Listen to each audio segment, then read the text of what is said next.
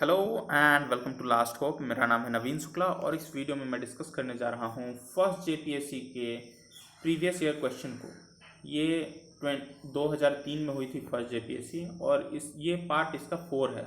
इससे पहले मैंने 3 वीडियो बना रखी है जिसमें मैंने 70 क्वेश्चन को डिस्कस कर दिया है। अब ये जो वीडियो है इसमें ऑलमोस्ट 30 क्वेश्चंस को ख़त्म करके और ये सीरीज़ जो मतलब फर्स्ट जेपीएससी की पूरी क्वेश्चन ख़त्म हो जाएगी। उसके बाद मैं सेकेंड जेपीएससी के क्वेश्चन पे आऊँगा। Let's start. Who was the leader of Santhal movement? Last video में भी मैंने एक क्वेश्चन थी कि संथाल रिवॉल्ट कब हुआ था, ठीक। तो उसमें मैंने बताया था कि संथाल मूवमेंट में लीडर कौन थे, ठीक। तो इसका आंसर है सिद्धू कानू। कौन है? सिद्धू कानू। और ये मूवमेंट जो हुई थी वो जमींदास और ब्रिटिशर्स के खिलाफ हुई थी। Next, what was the name of the committee established by Barindra Kumar Ghosh? Barindra Kumar Ghosh द्वारा कौन सी कमिटी का इस्टेब्लिशमेंट किया गया था, ठीक है? इरावाडी कमिटी, अभिनव भारत, अनुशीलन समिति या नॉन ऑफ दीज? तो इसका राइट आंसर है अनुशीलन समिति। अनुशीलन समिति जो है वो 1902 में सतीश चंद्र बोस, पुलिन बिहारी दास और ब्रिंदर कुमार घोष द्वारा ढाका में, जो कि बांग्लादेश में है ढाका, वहाँ इसकी स्थापना की गई। और ये जो अनुशीलन समिति है 1908 में 12 में जाके एक रॉबरी को अंजाम दी। Next, which palace was build by Akbar's had Buddhist impact? इसमें से कौन सा ऐसा पैलेस जो है, महल है, जो कि अकबर द्वारा बनवाया गया था और जिसमें बुद्धिस्ट इम्पैक्ट आपको देखने को मिलता है? हवा महल, जल महल, पैलेस ऑफ जोधाबाई या पंचमहल? तो राइट आंसर है इसका पंचमहल। ये पंचमहल जो है वो फतेहपुर सिकरी में है, ठीक है। कहाँ है? फतेहपुर सिकरी में। फतेहपुर सिकरी में एक और इम्पोर्टेंट आपको बुलंद दरवाज़ा, आप नाम सुने होंगे, बुलंद दरवाज़ा भी फतेहपुर सिकरी में है, ठीक है। इसको अकबर द्वारा बनवाया गया था और ये जो पूरी की पूरी जो बिल्डिंग है, पैलेस है, वो बुद्धा विहार जो कि नालंदा में है, नालंदा जो कि बिहार के नालंदा डिस्ट्रिक्ट में पड़ती है, बुद्धा विहार, वहाँ से इंस्पायर्ड होकर बनवाया गया था, ठीक है। ये जो पंचमहल है ये 5 स्टोरी बिल्डिंग है, 5 तल्ला बिल्डिंग है, ठीक। Next, science Congress of 14 to 16 February 2003 held at which place? तो देखिए, साइंस कांग्रेस, ये जो क्वेश्चन है वो है करंट का क्वेश्चन। तो 2003 में कहाँ हुआ था? तो 2003 में तो ये हो गया था आपको बेंगलोर में। कहाँ हुआ था? बेंगलोर में। मगर ये इम्पोर्टेंट आपके लिए नहीं है कि 2003 वाला कहाँ हुआ था। ये इम्पोर्टेंट है कि इस बार जो 108th एडिशन हुई साइंस कांग्रेस की, जो कि 3 जनवरी टू 7 जनवरी 2021 में हुई, वो कहाँ हुई? तो वेन्यू थी पुणे। कहाँ थी? तो पुणे में हुई। होस्ट इसका कौन था? तो सिम्बायोसिस इंटरनेशनल यूनिवर्सिटी इसका होस्ट था, मतलब सिम्बायोसिस इंटरनेशनल यूनिवर्सिटी इसको होस्टिंग किया। तो एक थीम क्या था इसका? तो science and technology for sustainable development with women's empowerment. क्या था इसका? तो science and technology for sustainable development with women empowerment इसका थीम था, ठीक है। कहाँ हुआ? पुणे में हुआ। कौन सा एडिशन था? ये 108th एडिशन था, ठीक है। आप भूलिएगा नहीं। Next, in February 2003 session of Congress history held at which palace? तो देखिए, साइंस कांग्रेस है, उसी तरह कांग्रेस हिस्ट्री भी होती है, तो उसकी सेशन कहाँ हुई थी 2003 की? तो 2003 की जो हिस्ट्री, कांग्रेस हिस्ट्री है, वो भोपाल में हुई थी। तो ये आपके लिए इम्पोर्टेंट नहीं है। इम्पोर्टेंट आपके लिए है कि अभी फ़िलहाल में रिसेंट में कौन सा इसका एडिशन हुआ है, कौन सा सेशन हुआ है, ठीक। तो 81st सेशंस जो होने वाला था कांग्रेस हिस्ट्री का, वो क्या हुआ है? पोस्टपोन्ड कर दिया गया है for a indefinite time. Corona virus चल रहा है, इसकी वजह से इसको पोस्टपोन कर दिया गया है। 2019 में, अभी नहीं, 2019 में 88th सेशन हुई थी, जो कि कन्नौर केरला में हुई थी। ठीक, कब से कब हुई थी? तो 28 से 30 दिसंबर के बीच में हुई थी। ठीक, next, what is the requirement to abolish legislative councils of any state? तो किसी भी स्टेट के जो लेजिस्लेटिव काउंसिल है उसको हटाने के लिए कितना, मतलब क्या करना होगा? तो यहाँ ऑप्शन है 2/3 majority of assembly, normal majority of parliament, on the order of governor, या बोथ 1 and 2। तो इसका आंसर है option number D, both A and B. 2/3 majority चाहिए, मगर कौन सी मेजोरिटी चाहिए? Normal majority of the parliament. कौन सी चाहिए? Normal majority of the parliament. Next, election of vice president is done through whom? Election of vice president किसके द्वारा कराया जाता है? Option number 1, by every member of Lok Sabha, Lok Sabha के जितने भी मेंबर हैं सभी के द्वारा। डायरेक्टली थ्रू पीपल्स, जितने भी लोग हैं वो डायरेक्टली वोटिंग करते हैं। या by every members of Rajya Sabha. या ऑप्शन नंबर डी, दोनों, मीन्स ऑप्शन नंबर ए और ऑप्शन नंबर सी। तो इसका राइट आंसर है option number D. Option number D में क्या कहता है कि जितने भी लोकसभा के मेंबर हैं और जितने भी राज्यसभा के मेंबर हैं सभी वोट करते हैं वाइस प्रेसिडेंट की इलेक्शन के लिए। ठीक, next, who is the first British to come during the period of Akbar? Akbar के पीरियड में आने वाला पहला ब्रिटिशर्स कौन था?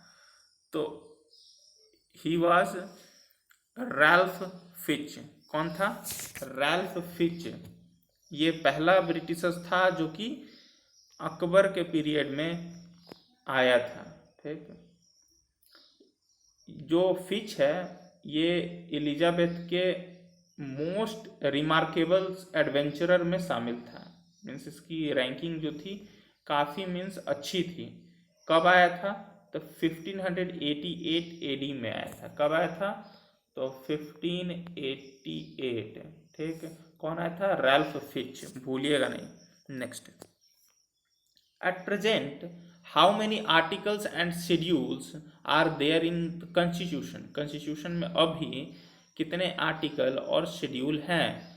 तो ये 2003 का क्वेश्चन था। ठीक है, तो उस समय हो सकता है कि इधर उधर हो। ठीक, मगर अभी कितना है ये ज़्यादा इम्पोर्टेंट है। तो अभी भी उतना ही है, 448 आर्टिकल है और 12 शेड्यूल है। कितना है? 448 आर्टिकल है और 12 शेड्यूल है। ओरिजिनल जो कॉन्स्टिट्यूशन जब बना था उसमें 395 आर्टिकल था, 22 पार्ट में जो कि डिवाइडेड था, और 8 शेड्यूल थे उसमें। अब बढ़ा दिया गया है, अब तक 104 अमेंडमेंट हो गया है, और इसके बाद 448 आर्टिकल हो गए हैं, 12 शेड्यूल हो गए हैं। ठीक, और 25 पार्ट हो गया है। कितना? 25 पार्ट्स। ठीक, तो भूलिएगा नहीं।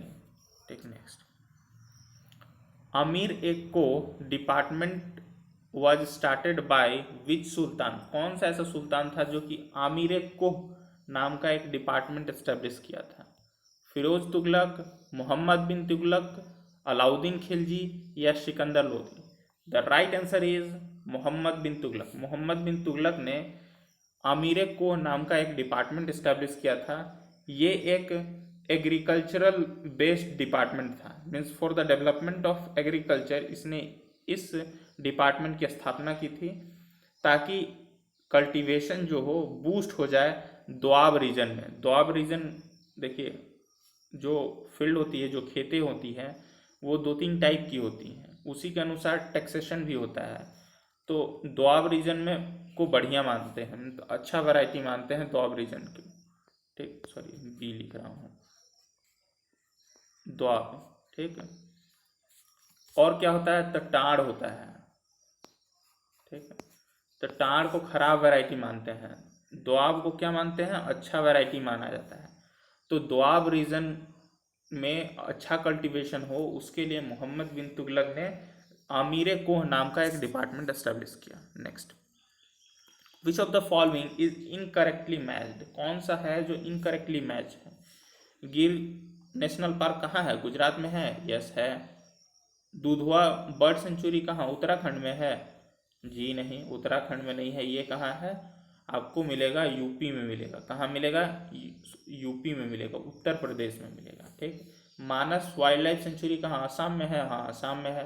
भारत बर्ड सेंचुरी कहाँ? भरतपुर बर्ड सेंचुरी राजस्थान में है, हाँ राजस्थान में है। तो the right answer is incorrectly match पूछ रहा है ना, तो option number C is correct. Jharkhand is known by which names in Mahabharata, Mahabharata में झारखंड को किस नाम से जाना जाता था?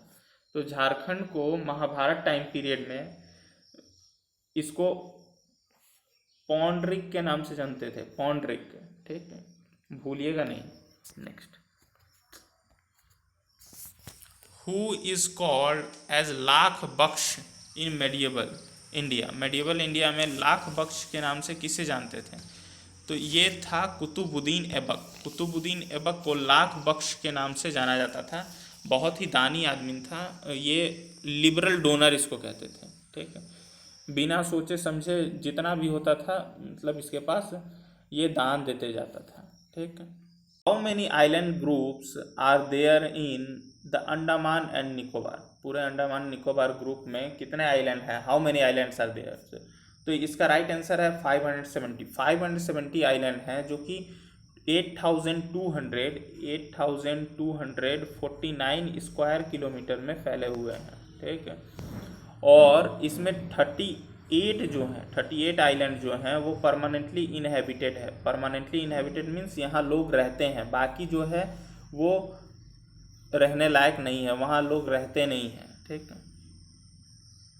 NAM summit of 2003 held in which place, NAM summit 2003 की कहाँ हुई थी? तो ये हुई थी कुआलालंपुर, मलेशिया, यहाँ हुई थी।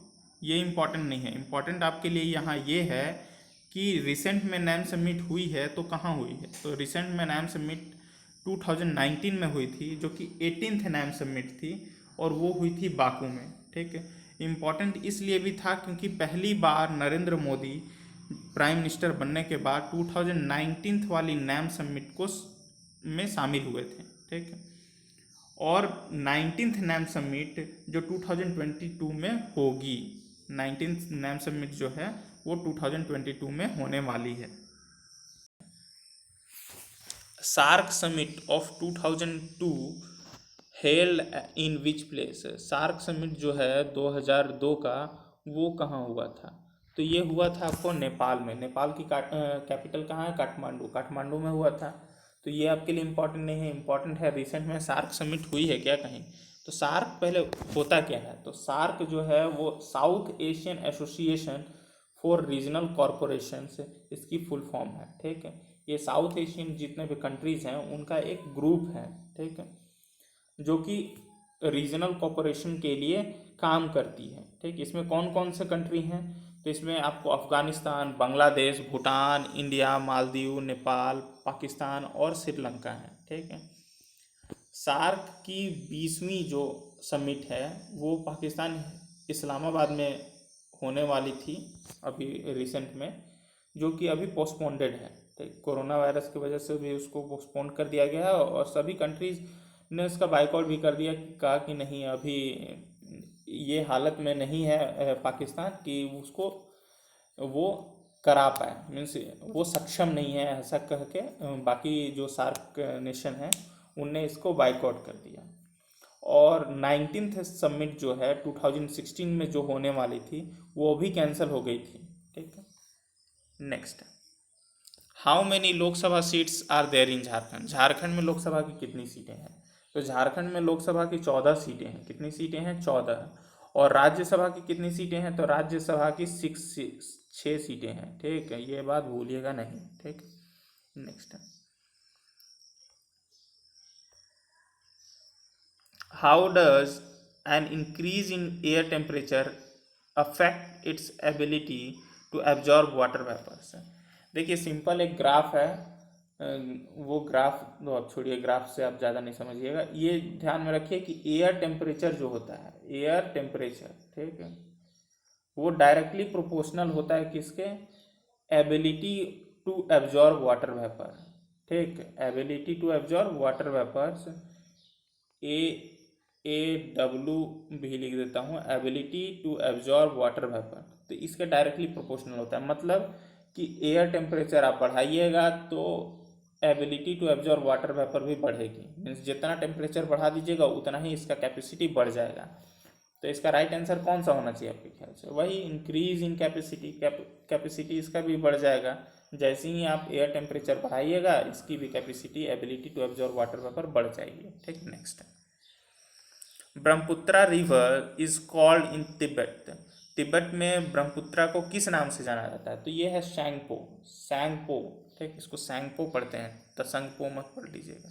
Next, which Punjabi poet is called as Tagore of Punjab, Punjab का टैगोर किसे कहा जाता है, तो ये है अमृता प्रीतम। कौन है, अमृता प्रीतम, इन्हें टैगोर ऑफ पंजाब कहा जाता है। Next, concurrent list has been taken from which country, concurrent list जो है हम लोग के संविधान में वो किस देश से लिया गया है, किस देश से लिया गया है, तो इसका राइट आंसर है ऑस्ट्रेलिया। हम लोग कॉन्करेंट लिस्ट कहाँ से लिए हैं, ऑस्ट्रेलिया से।